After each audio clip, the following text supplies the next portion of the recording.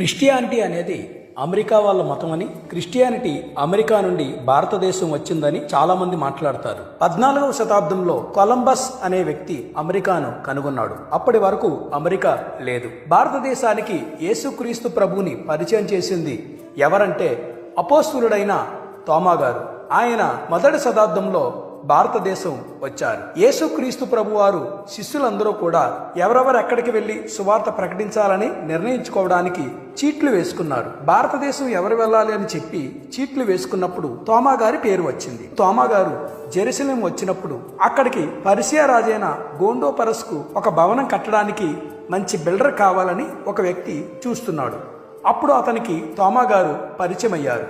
అప్పుడు తోమా గారు ఆ వ్యక్తితో కూడా పర్షియా వెళ్ళి అక్కడ గోండోపరస్ దగ్గర కొంతకాలం పనిచేశారు. అక్కడ నుండి ఓడ ఎక్కి కేరళకు వచ్చారు. ఒకరోజు ఉదయాన్నే అక్కడున్న నది దగ్గరకు కొంతమంది బ్రాహ్మణులు సంధ్యావందనం చేయడానికి వచ్చారు. వాళ్ళు పాపోహం పాప కర్మాహం యదాహనత్ కురుతే పాపం తదాహనత్ ప్రతి ముచ్యతే అని చెప్పి మంత్రం చదువుతూ ఉన్నారు. అప్పుడు తోమా గారు దాని అర్థం ఏంటని అడిగారు. అప్పుడు వాళ్ళు, నేను పాపిని, పాపపు క్రియలు చేయుచున్నాను, పాపము నుండి నన్ను విడిపించమని ప్రార్థన చేస్తున్నాము అని అన్నారు. అప్పుడు తోమా గారు, పాపము నుండి విడిపించడానికి యేసుక్రీస్తు ప్రభువారు ఈ లోకానికి వచ్చారు. కల్వరి శిలువలో రక్తం కాచి చనిపోయి మరలా తిరిగి లేచి పరలోకానికి ఆరోహణమయ్యారు.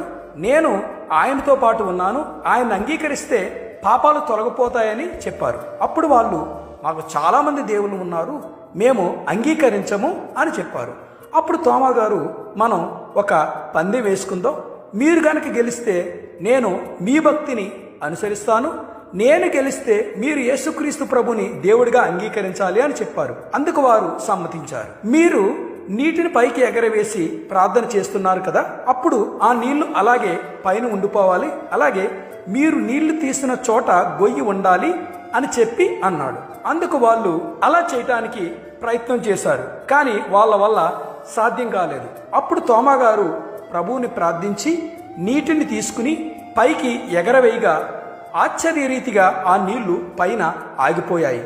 నీళ్లు తీసిన చోట గొయ్య పడి ఉంది. ఆశ్చర్యపోయిన బ్రాహ్మణులు యేసుక్రీస్తు ప్రభువారు నిజమైన దేవుడని గ్రహించి ఆయన్ని సొంత రక్షకునిగా అంగీకరించి బాప్తిస్మము తీసుకున్నారు. కేరళలో మొట్టమొదటిగా తోమా గారి ద్వారా రక్షించబడింది బ్రాహ్మణులు. తోమా గారు కేరళ, తమిళనాడు ప్రాంతాలలో సువార్త ప్రకటించారు. తోమా గారి పేరున భారత ప్రభుత్వం 2 సార్లు పోస్టల్ స్టాంప్స్ కూడా విడుదల చేసింది.